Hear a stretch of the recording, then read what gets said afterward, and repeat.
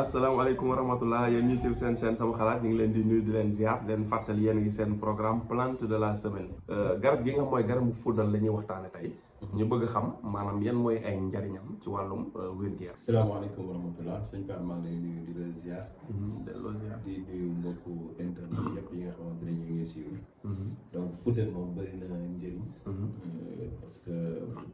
bëri na plante magique la.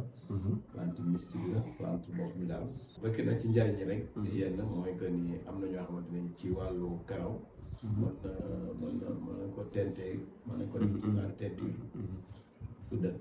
ak ñoo xam ne boo jëmee seen fas yi buy seen nela di fuddal seen tànk yi ak yooyu waaw parce que day joxe teint day joxe couleur daal day joxe couleur donc moom la ñu wax aîné am nañu ko wax aîné waaw nom français bi def na donc mën na faj règle douloureuse waaw règle douloureuse baax na ci tension aussi baax na ci donc lu wàllu góom ak lakk-lakk tamit baax na ci fuddal su la neexee bokk ci tayee noonu baax na su la dañ ci def tuuti tax bu nekk pat bu dee góor nga def ko ci tay ou bien nga def ko ndox boo maanaam boo ko baxalee ci ndox ba mu yàbbi nga jël ndox moom du ko raxasee góom bi comme li ñuy def diñ ko defee ay déxin yooyu loolu baax na ci ay góom ay lakk-lakk ay brûlure yu demee noonu ñi nga xam ne xëy na dañoo am paralysé exemple te jëluñu benn garab dañu am AVC te jëluñu benn garab xëy na bu ñu jëlee garabu fuddal di ko naan yàlla mën na leen a defal lu saafara garab bi bëri njëriñ la ci côté boobu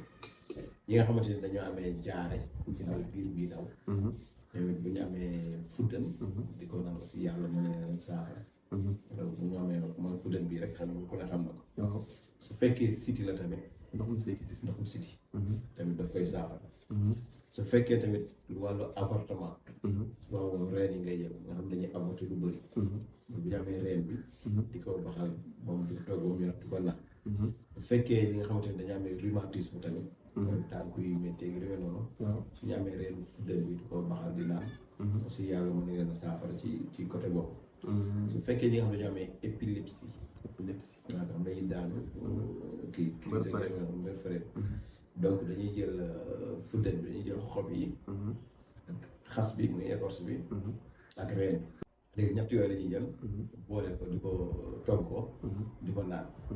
moom yàlla mën na leen a saafara maanaam ñetti partie ci garab gi yëpp la ñuy boole baxal ko di ko naan nga xam ne épilepsie léegi su ko defee nag ni ñu koy utiliser mën nga jël 1 litre d'eau waa fu nga jëmoon wala 1 litre 50 litre ak genn wàll ci ndox loolu tolloog 30 ba 50 kilos ba 50 grammes ci fuddal nga baxal ko boo ko baxalee 10 ba 15 minutes ba mu kii nga bàyyi ko mu ñëw kii ba mu sedd nga di ko naan 2 fois par jour matin soir waaw benn kaas demi kaas rek kaas bi ñuy ndékki ba mu digg suba ak moom kon baax na loolu leer na yaakaar naa muy garabu fuddal kenn ku nekk kon dina ko mën a utiliser selon traitement bi nga xam ne moom la ciy def voilà kon ñu bàyyi la nga tàggatoo. waaw kay jërëjëf sëñ Pape ñu ngi lay nuyu